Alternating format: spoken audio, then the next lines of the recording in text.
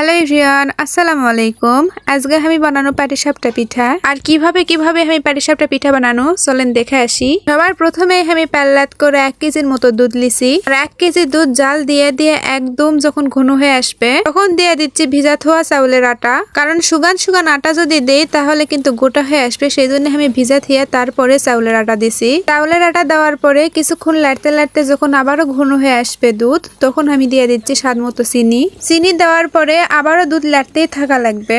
আর লাড়তে যখন একদম ঘন হয়ে আসবে তখন বুঝা লিবেন যে খিরসা রেডি হয়ে গেছে। অনেকে হয়তো বা কবেন যে খিরসা নরম হচ্ছে, কিন্তু আমার কাছে খিরসা নরমই ভাল লাগে, সেই জন্য আমি খিরসা নরমই থুছি। আমি একটা গাবলাত করে চাউলের আটা লিছি, আর এই আটা কলে আমি চাউল ভিজা থুসনু, তারপরে পাটাত পিসিছি, আর তারপরে আটা চালা লিছি, আর দিয়ে দিছি সামান্য ময়দার আটা, আর দিয়ে দিছি স্বাদ মতো চিনি। সবার শেষে আমি দিয়ে দিচ্ছি 1 প্যাকেট গুঁড়া দুধ। এখন আমি সবগুলো আটা হাত দিয়ে মেখা নিমু, আর একটু করে পানি নিমু, আর আটা মেখা নিমু। আটাগুলা মাখতে আমি একদম পাতলা একটা ব্যাটার বানা নিমু।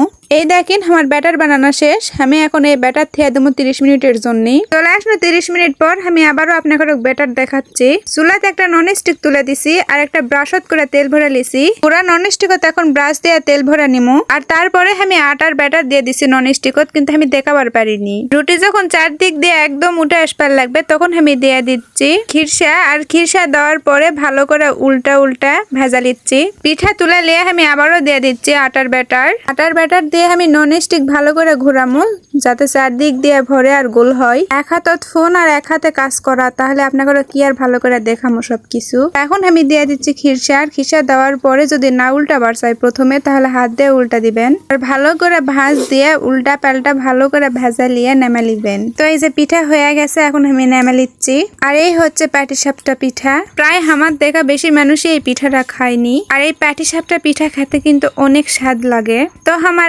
আজকের এই পাটিসাপটা পিঠা আপনাদের কাছে যদি ভালো লাগে থাকে, তাহলে লাইক, কমেন্ট, শেয়ার আর সাবস্ক্রাইব করবেন। ভালো থাকবেন আর আমার পাশে থাকবেন। আল্লাহ হাফেজ।